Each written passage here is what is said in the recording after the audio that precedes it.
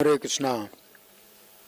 तो आज का जो श्लोक है ये श्रीमद् भागवत के तीसरे स्कंद के 26वें अध्याय का 45वां श्लोक है और इसमें ये बताया गया है सौरभि अशांत उग्र अम्ल आदि भी पृथक द्रव्य अवयव वैषम्यात गंध एको विभिद्यते। तो एक ही गंध है जिसके अनेक विभाजन हो जाते हैं। द्रव्य अवयव वैषम्यात, जो पदार्थ हैं का जो मिश्रण होता है तो उनकी मात्रा की विषमता के कारण अनेक प्रकार की गंधें उत्पन्न होती हैं। तो यहाँ प्रभुपाद बताते हैं कि भगवान की सृष्टि में वैरायटी है। भगवान एक हैं परंतु उनके जो कार्य हैं उनमें बहुत सी जो है विविधता है। तो जो मायावादी लोग होते हैं वो केवल एक पक्ष को ग्रहण करते हैं कि एको ब्रह्म द्वितीयो नास्ति, कि ब्रह्म एक है द्वितीय नहीं है। तो प्रभुपाद बताते हैं कि ये ठीक है कि कृष्ण हर जगह हैं, एको ब्रह्म द्वितीयो नास्ति, ये सही है कि कृष्ण हर जगह हैं। अंडांतरस्थ परमाणु चयांतरस्थम, तो ब्रह्मांड में भी भगवान प्रविष्ट होते हैं और परमाणु के अंदर भी भगवान प्रविष्ट होते हैं। तो जो भौतिकतावादी वैज्ञानिक लोग होते हैं तो वे इस भौतिक जगत का जो परम कारण मानते हैं परमाणु को। तो परमाणु से ही जो है मिलकर के पूरा जगत बनता है, वो इस प्रकार से मानते हैं। परंतु उस परमाणु के अंदर भी अभी वैज्ञानिकों ने Your stress and overthinking are damaging your brain, and the longer you ignore it, the worse it. और छोटे छोटे कण ढूंढे हैं जिन्हें कहते हैं प्रोटॉन इलेक्ट्रॉन, और इस तरह से और भी जो है सूक्ष्म कण मिलेंगे और इसका भी अंत नहीं उनको मिलेगा। परंतु जो अंत में जो सूक्ष्म रूप में जो कण मिलता है तो वो श्री कृष्ण ही हैं। तो श्री कृष्ण अणो रणियान महतो महियान, कृष्ण से छोटा कोई नहीं है। श्री कृष्ण छोटे से छोटे भी हैं और बड़े से बड़े भी हैं।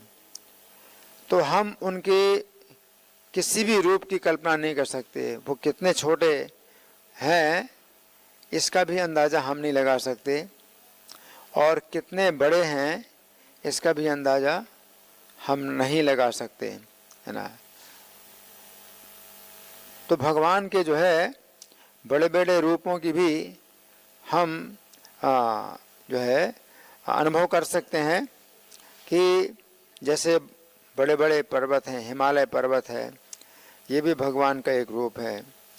और प्रशांत महासागर, अटलांटिक महासागर, तो ये भी जो है भगवान के बड़े बड़े रूप हैं। तो भगवान जो है अचिंत्य हैं। अद्वैतम अच्युतम अनादिम अनंत रूपम आद्यम पुराण पुरुषम नव यौवनम चा। तो भगवान अद्वैत हैं, यानी उनके सिवा कोई दूसरा नहीं है, परंतु फिर भी वैरायटी है, विविधता है। अनंत रूपम, उनके अनंत रूप हैं, है ना। तो भगवान का जो मूल रूप है वो गोलोक वृंदावन में है। ये जो रूप है राधा और कृष्ण गोलोक वृंदावन में है। वेणुम कुणंतम अरविंद दलायताक्षम, तो आध्यात्मिक जगत में वे बंसी बजाते हैं और उनके जो नेत्र हैं ये कमल के समान हैं। और श्री कृष्ण अनेक रसों में प्राप्त होते हैं, शांत दास सख्य वात्सल्य माधुर्य और भयानक बीभत्स हास्य, कुल मिला के 12 रस हैं। तो भक्ति रसामृत सिंधु में बताया गया है। और श्री कृष्ण का पूजन किया जाता है अखिल रसामृत मूर्ति के रूप में।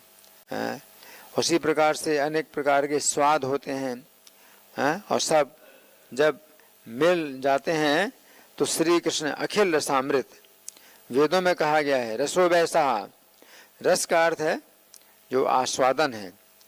और हमने प्रस्तुत किया है एक छोटी सी पुस्तक है कृष्णा।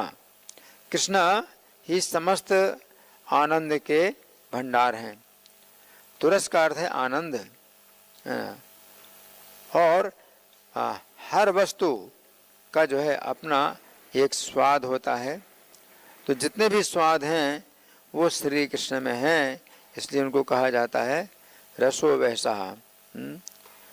फिर प्रभुपाद भीष्म जी की कथा बताते हैं कि श्री कृष्ण के साथ जब भीष्म जी युद्ध करते हैं तो उनका कोई ऐसा कार्य नहीं था कि श्री कृष्ण के साथ युद्ध करें, क्योंकि वे तो सारथी हैं।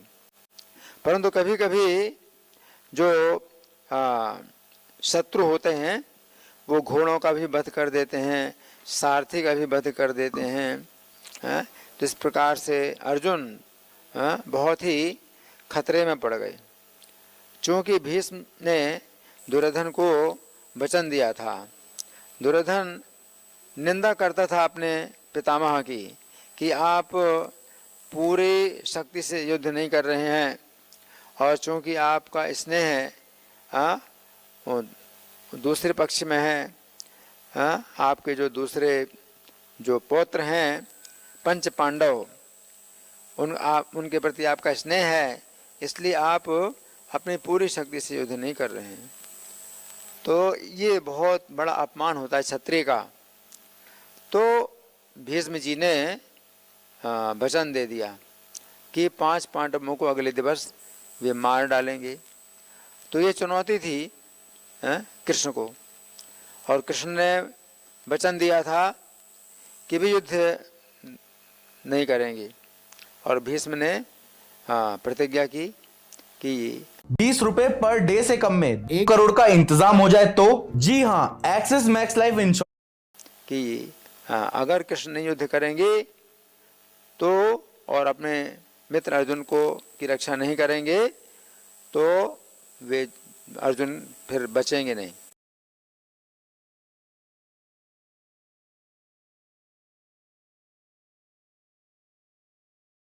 नहीं, मैं इस प्रकार से युद्ध करूंगा।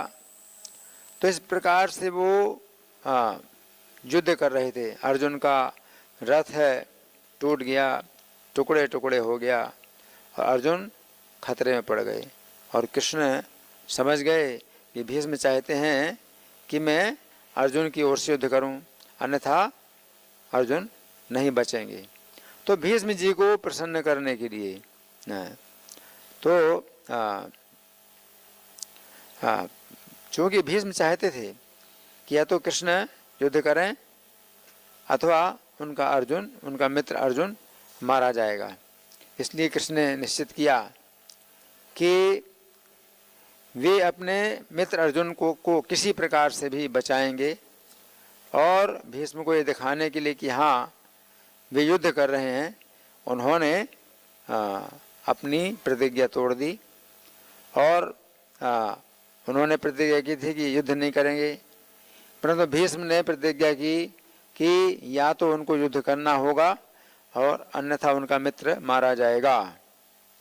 तो फिर श्री कृष्ण तैयार हो गए युद्ध करने के लिए, केवल दिखाने के लिए। तो उन्होंने अपना जो असली सुदर्शन चक्र है वो नहीं धारण किया, उन्होंने केवल एक रथ का जो टूटा पहिया है वो उठाया और उसको लेकर के वे भीष्म जी को मार डालने के लिए तैयार हो गए, केवल दिखाने के लिए कि तुमने जो प्रतिज्ञा की थी कि मैं युद्ध नहीं करूँगा, तो अब वो जो है मैंने ये जो है हथियार ले लिया है और अब तुम रुक सकते हो। अन्यथा तुम मारे जाओगे।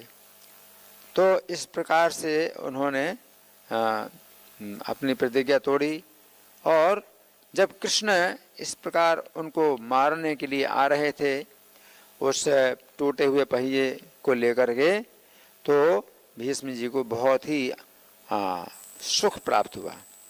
उस समय भीष्म श्री कृष्ण के ऊपर पहने बाण छोड़ रहे थे और श्री कृष्ण भी जो है प्रसन्न हो रहे थे। और भीष्म जी के बाणों से जैसे कृष्ण घायल हो रहे थे तो कृष्ण भी प्रसन्न हो रहे थे। तो इस प्रकार से अनेक प्रकार के भक्ति के जो है रसास्वादन होते हैं। और भीष्म जी का जब मरण काल था तो वे कृष्ण का इसी रूप में चिंतन कर रहे थे कि वे आ रहे हैं उनका वध करने के लिए। और यही भीष्म जी की प्रार्थना में आती है ये बात। तो भागवत में ये सब वर्णन है। और वे कृष्ण को इस प्रकार से नहीं चिंतन करते थे कि बंसी बजा रहे हैं, वो चिंतन करते थे कृष्ण का कि उन्होंने रथ का टूटा पहिया उठाया हुआ है और मुझे मारने के लिए आ रहे हैं।